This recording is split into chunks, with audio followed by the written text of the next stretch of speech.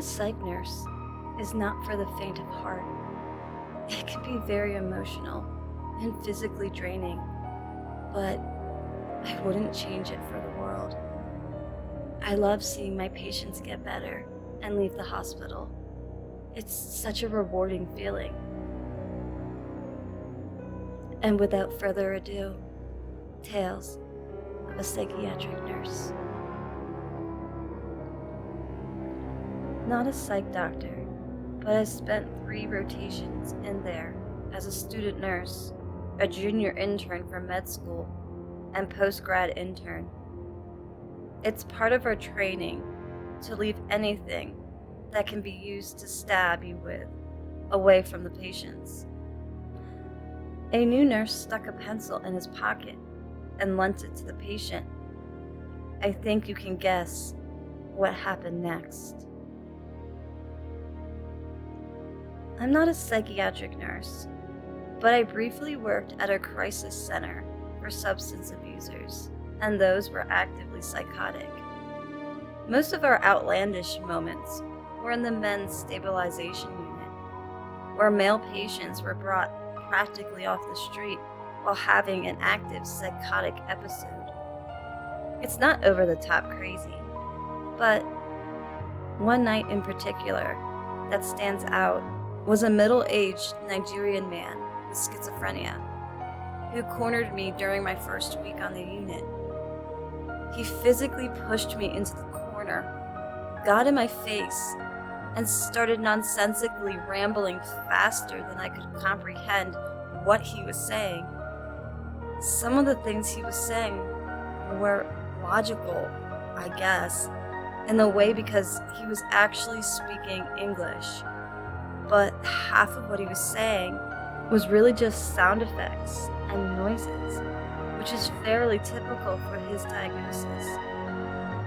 He proceeded to tell me that I smelled like a liar, and he burns women like me alive. He also told me I should also get facial surgery because I'm not as pretty as his mom, and that he was born inside of a camel. He also insisted that he was currently riding his camel in the desert, and that he used to work for the CIA. When I asked him about working for the CIA, he looked at me and said, "What the fuck? I never worked for the CIA." As this conversation went on, 2 other patients kept interrupting to tell me I was sitting in an FBI checkpoint and if they needed to strip search me, while the other one kept asking if I wanted to see something cool. And then he proceeded to bang his head on the wall. Last week, I had a psych patient who, prior to his admission, had suddenly become psychotic and disoriented. I spent a good deal of time talking to him, reassuring him, and explaining the events that led to him being brought to the hospital. He came back to work today after being off for 3 days. That same patient walks right up to me with tears in his eyes and expressed his sincere gratitude, and he even told me I saved his life. He was so grateful that he got to see me again and thanked me so much before he got discharged. Moments like these are few and far between in my field, but when they happen, it's amazing. And this is why I'm a psych nurse. Not a nurse, but a pharmacist. Had one of our Clozaril patients miss a monthly meeting to discuss their medication. I called around, and I eventually found out she was in the ICU. She had eaten 2 of her fingers off, then proceeded to visit her mother for coffee, still bleeding profusely all over the place. I also had a friend tell me of another patient made a cut in his thigh, and he would reopen it on a regular basis, until the whole thing was a scar tissue cavern. By some miracle, avoiding infection, he started using it as his meat pocket to hold pens and coins and anything he could collect in his ward. Nobody knew until a paperclip pierced the side, and he finally wound up with an infection that took him into the ICU, where they finally found his meat pocket. One evening, I was the nurse in admissions.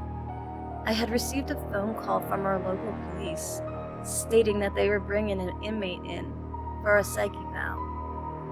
They also told me that he was really combative, and I thought to myself, yeah, okay, how bad could he really be?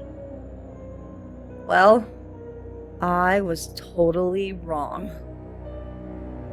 As the police car pulled up to the front, I could hear the loudest scream/screech I've ever heard in my life.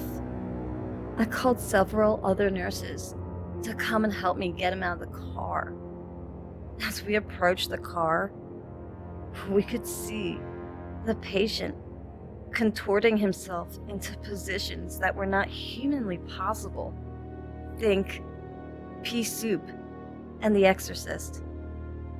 It took 6 nurses and 2 cops 45 minutes to get him from the car to the unit, and then another 25 minutes to get him into 4-point restraints. This was done for the safety of him, the staff, and the other patients on the unit.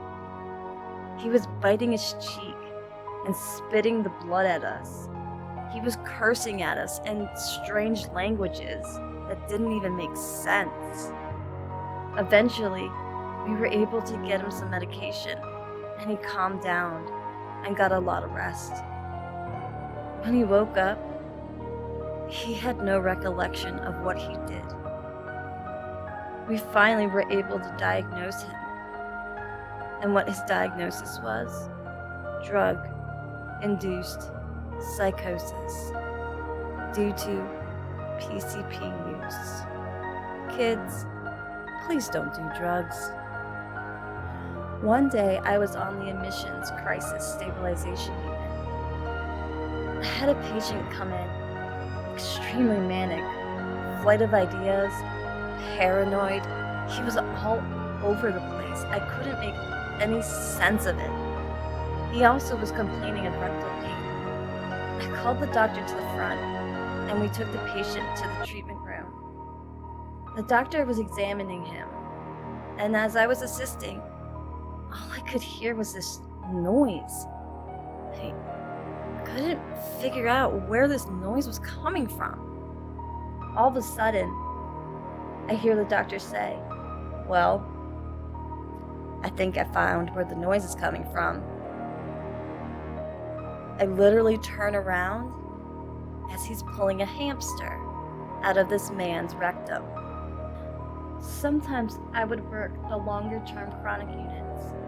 There was a patient who was probably one of the best patients we had in the hospital.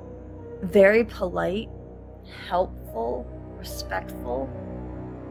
I knew he was a court-committed patient, but I never knew what he really did. So, one weekend, I sat down to read his chart. Bad idea.